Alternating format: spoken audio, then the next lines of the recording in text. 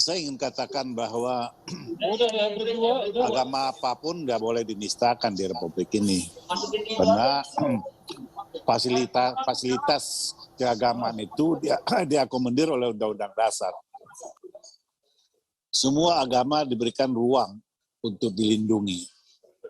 Jadi kalau ada penistaan agama, itu tentu harus diproses dan ditindaklanjuti dan harus ditindak.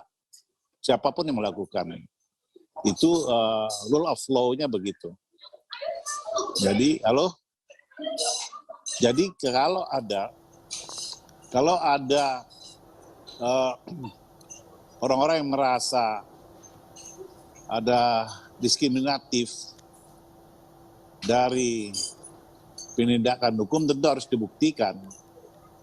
Yang mana saja yang tidak ditindaklanjuti dan ada upaya-upaya hukum untuk dapat ditindaklanjuti. Demikian.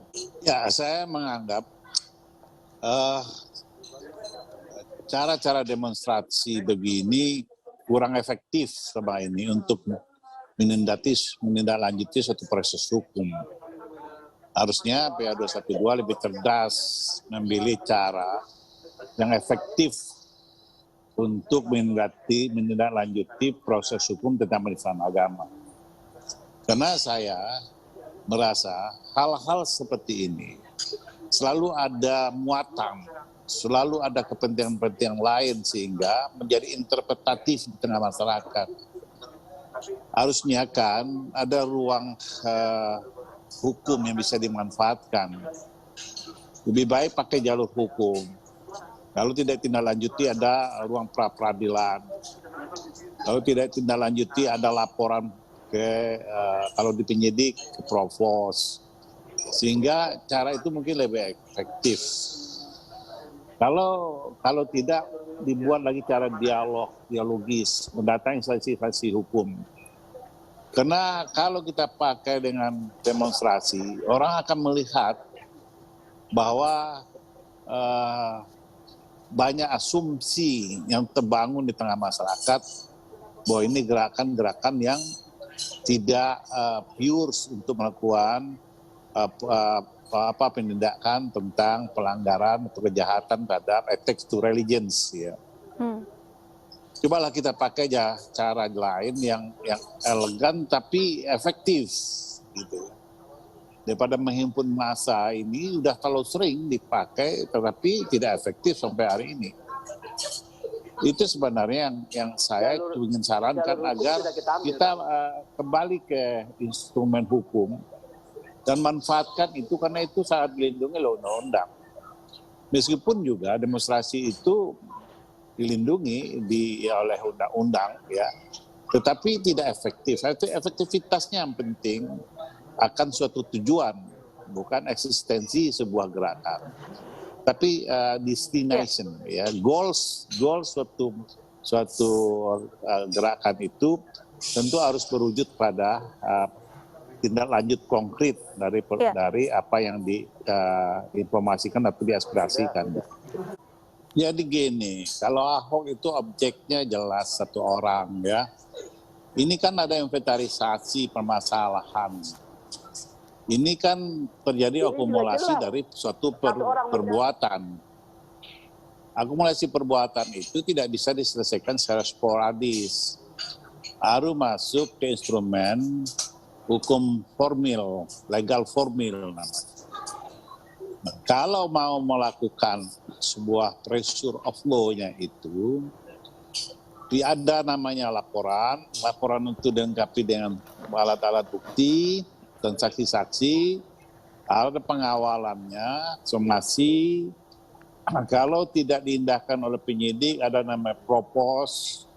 Kalau tidak juga direspon oleh satu instansi, ada namanya pra-peradilan.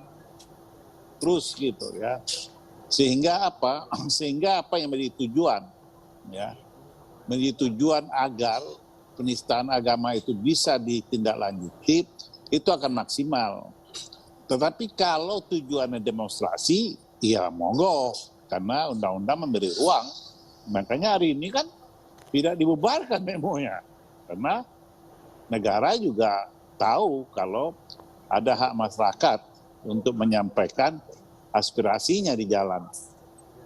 Tetapi yang kita bicarakan kan efektivitas sebuah tujuan. Ya. Ternyata kan beda apa yang dilakukan hari ini dengan apa yang diinginkan, apa yang dituju. Jadi disahkan hak demokrasi dengan instrumen atau cara untuk mencapai tujuan penegakan hukum. Nah, itu harus dibedakan. Ya. Iya. Saya berpikir begini, tidak boleh ada diskriminatif tentang menegakkan hukum. Hukum itu azasnya equal, kesamaan di mata hukum. Kalau siapapun yang melanggar delik hukum, harus dihadiri, harus ditindak. Siapapun, karena hukum tidak melihat status sosial dan jabatan seseorang. Itu pertama. Kedua, ada juga yang disebutkan kayak Saifuddin, kayak siapa itu, sekarang lagi dikejar Interpol, ya, lagi dikejar oleh Interpol, sekarang dia lari ke Amerika. Ada juga yang diproses gitu ya, yang diproses sangat progresif oleh kepolisian. Yang lain perlu dikomunikasikan dengan kepolisian. Apa yang menghambat prosesnya itu tersendat-sendat? Apakah alat bukti yang kurang atau keterangan yang belum cukup, harus dikomunikasikan. Makanya perlu didatangkan karena polisi punya kewajiban mengeluarkan progress report ya kepada pelapor. Progress report itu tertuang dalam peraturan kepala kepolisian. Ya, baik. Jadi saya pikir Pak Kapitra dan Pak Slamet, mohon maaf.